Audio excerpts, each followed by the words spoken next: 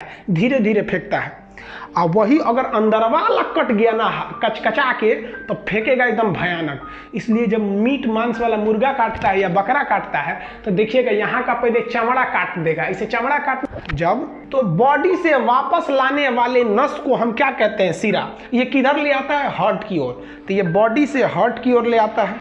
इसका जो प्रेशर होता है वो प्रेशर कम होता है। कितना होता है? तो 80 होता है। प्रेशर कितना होता है? 80 होता है। अब आप कहिएगा कि ससुरा इसका प्रेशर वहाँ घट कैसे गया? तो समझिए कैसे घट गया। आप कोई बॉल लीजिए, उस बॉल को किसी दीवार पर मारिए तो जिस प्रेशर से ससुरा जाएगा क्या टकरा के उसी प्रेशर से आएगा? नहीं, थोड़ा ना घट ना जाएगा। तो जो हार्ट है ये हुमच के मारा है 120 पर, तो उतने उधर से थोड़े आएगा, आराम आराम से आएगा। तो इसका प्रेशर कम होता है।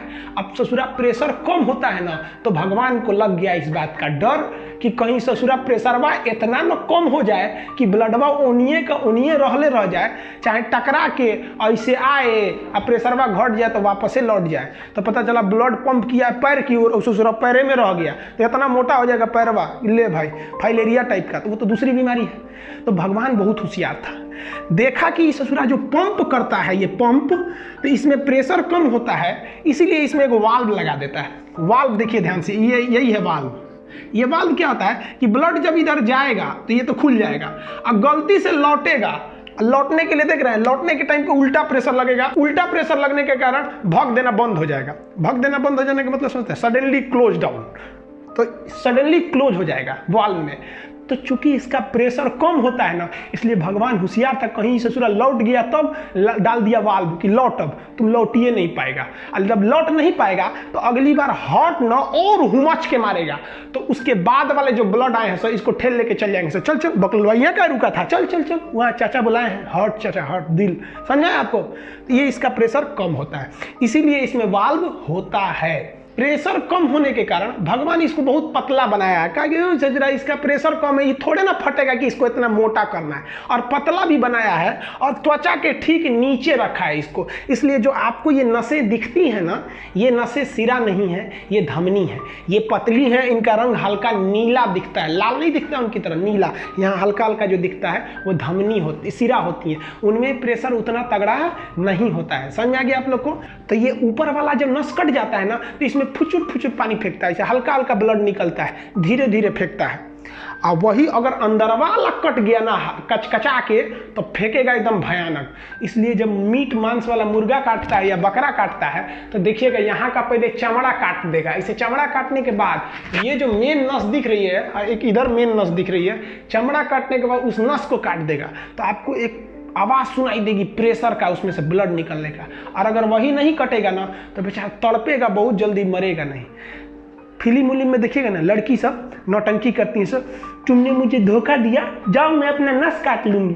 ससुरी घुसियाती है सर तो नसवा काट लेती है सर। ये बकलोलिया, ऊपर वाला सिरा काहे काट रही है? कचकचा के काटना एकदम धमनी, तब समझ में आएगा। आपको कोई अगर ब्लैकमेल करे ना, जब मैं हाथ काट लूंगी, ससुरी को कहिएगा ना तो ससुरी धमनी काट, धमनी ये वाला धमनी काट, नहीं काटेगी, बहुत होशियार होती है ससुर। तो आपको कोई इस तरह से उलझाए तो उलझिएगा नहीं, किसी को लाइफ में मनाइएगा मत। एक बार मना दिए ना तो जिंदगी भर मनाना पड़ेगा, नहीं तो हर 2 मिनट पर उठेंगे लोग, हाँ हम खाना नहीं खाएंगे, छोड़ दीजिएगा भूखले। आप कितना दिन कोई भूखे रहेगा? जब खाना खाने जाए तो टोक दीजिए, हे तुम तो गुस्सा थी, बोली थी कि खाना नहीं खाएंगे, मत खा मत खा। ससुरी को 15 दिन तक ऐसे भूखे टटा दीजिएगा, देखिएगा जिंदगी भर कबो ही नहीं बोलेगी कि हम खाना नहीं खाएंगे। जब जब याद आएगा कि ससुरा बहुत जल्ला आदमी है, 15 दिन भूखले छोड़ दिया था। समझ में आया? तो ये सिरा के बारे में। अब देखिए सिरा में अशुद्ध रक्त जाता है। अशुद्ध का मतलब ये जो ब्लड गया था वो तो ऑक्सीजन बांट के चला गया, अब वापस आ रहा है तो इसमें ऑक्सीजन नहीं है, इसमें क्या चीज है? CO2 है। अशुद्ध रक्त में क्या हो जाता है? CO2 होता है, तो वापस लाता है। तो जितने भी सिरा है उसमें अशुद्ध रक्त जाता है। कौन सा रक्त? अशुद्ध रक्त। अब कुछ लोग कहते हैं कि भैया अपवाद है। क्या है? अपवाद। अपवाद क्या है? फुसफुस सिरा, यानी फेफड़ा से आने वाली सिरा, क्योंकि उसमें तो अशुद्ध नहीं शुद्ध रक्त जाता है, उसमें ऑक्सीजन रहता है। तो फिर वही बात, कंसेप्ट की कमी है। एक बात बताइए बाबू, अगर शरीर के किसी बॉडी पार्ट से हार्ट की ओर आएगा तो उसे हम क्या कहेंगे? सिरा। अब फेफड़ा से दिल की ओर आ रहा है तो वो तो सिरा है, और कहाँ से आ रहा है? फेफड़ा से। इसलिए उसे क्या कहेंगे? फुसफुस सिरा, यानी फेफड़ा वाला सिरा, पल्मोनरी वेन्स। अब आप बताइए, फेफड़ा से आ रहा है तो ऑक्सीजन लेके ना आएगा, तो आप बताइए जब ऑक्सीजन लेके आ रहा है तो अशुद्ध कैसे होगा? वो तो शुद्ध हो जाएगा। तो वो अपवाद कहाँ है? वो तो कंसेप्ट है कि फेफड़ा से आने वाला सिरा CO2 नहीं ले आता है बल्कि ऑक्सीजन ले आता है, इसीलिए उसको लोग अपवाद कहते हैं। समझ में आ गया? इतना नहीं दिमाग लगा सकते हैं तो जो ट्रिक बताए थे धनी लोग शुद्ध होते हैं उसे याद रखिएगा, अपवाद में याद रखिएगा फेफड़ा, बस फेफड़ा के समय उल्टा कर दीजिएगा। इतना समझ में आया आप लोग को? ये सिरा धमनी। अब आप समझाते हैं आपको कि ब्लड कैसे जाता है, महाधमनी, महासिरा इत्यादि क्या होते हैं। आप इसका एक स्क्रीनशॉट लीजिए, फिर समझाते हैं आगे। देखिए, अब बॉडी के अंदर जो ब्लड फ्लो होता है वो किस रास्ते से फ्लो होता है, इसको समझते हैं। शरीर में रक्त का मार्ग बॉडी के अंदर कैसे होता है, ये दो पार्ट में आपको पढ़ना पड़ता है। एक बॉडी में कैसे फ्लो करता है, दूसरा हार्ट में कैसे फ्लो करता है। तो देखिए, ये हम जो हार्ट बनाए हैं ना, ये प्यार मोहब्बत वाला दिल है, बायोलॉजी वाला नहीं है। लेकिन आप लोग को यही ज़्यादा समझ में आता है, इसलिए हम इसी को बता दिए यहाँ पे। और जब हार्ट बनाएंगे ना तो हम आपको हार्ट बनाने का तरीका बता देंगे। आपको पता है 90% लड़का हार्ट नहीं बना पाता है, तो हम लोग वीडियो में सीख भी लेंगे कि हार्ट बनता कैसे। बहुत सिंपल है, अभी आप इसी को हार्ट समझिए। हालांकि ये ह्यूमन हार्ट नहीं है, ये लफुआई वाला हार्ट है जो अभी आप लोग इसी दुनिया में है। तो देखिए, जब ब्लड निकलता है हार्ट से, तो आपको पता है धमनी से निकलता है। तो कोई भी चीज़ का एक साइज होता है, आप सुने भी होंगे, कोई भी चीज़ का छोटा, मीडियम, बहुत बड़ा, है कि नहीं? बहुत बड़ा होता है, फिर मीडियम होता है, फिर छोटा हो जाता है कोई भी चीज़। तो यहाँ पे देखिए ना, धमनी में महाधमनी, धमनी, छोटी धमनी, देख रहे हैं एक सीक्वेंस में छोटा हो रहा है, महाधमनी, धमनी, छोटी धमनी। सिरा को भी देखिएगा, महासिरा, सिरा, छोटी सिरा। धमनी में भी महाधमनी, धमनी, छोटी धमनी, महासिरा, सिरा, छोटी सिरा, और दोनों जाके मैच कर जाते हैं केशिका पे। अब हम समझते हैं एक एक करके। ब्लड जो हार्ट पंप करता है वो किस में पंप करता है? महाधमनी में पंप करता है। महाधमनी भी धमनी ही है, बस साइज में थोड़ी मोटी रहती है। उसके बाद वो छोटी छोटी धमनियों में बढ़ जाता है, और उन छोटी छोटी धमनियों के बाद ये छोटी छोटी धमनी के बाद और छोटी धमनियों में बंटने लगता है। यानी नस जो होता है मोटा होता है, जैसे ये देखिए महाधमनी, ये बहुत मोटा है, जबकि हाथ में का ये है धमनी है।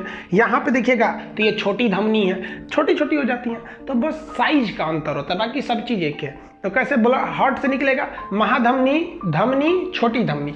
तो धमनी में केवल साइज का अंतर हो जाएगा, महाधमनी, धमनी, छोटी धमनी।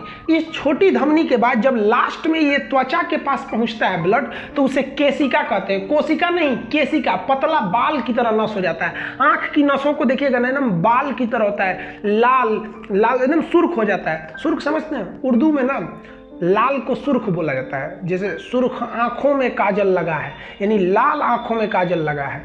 सुर्ख आंखों में काजल लगा है, रुख पे वादा सजाए हुए हैं, ऐसे आए हैं मैयत पे मेरी जैसे शादी में आए हुए हैं। वो गाना है ना, एक सुने होंगे आप। तो आंखों में क्या होती है? धमनी नहीं होती, केशिका होती है। बहुत पतली नस को केशिका कहते हैं। एक्चुअली जब कहीं कटता है तो थोड़ा थोड़ा देखते होंगे ब्लड आता है, एकदम हल्का हल्का, तो वो धमनी नहीं कटती है, वो केशिका कट जाती है। आपका कहीं दीवार में रगड़ा जाएगा तो हल्का हल्का ब्लड आएगा, वो क्या है? केशिका है। लास्ट स्टेशन होता है केशिका। ये हार्ट जो था, फेफड़ा के मदद से ऑक्सीजन लिया और इसको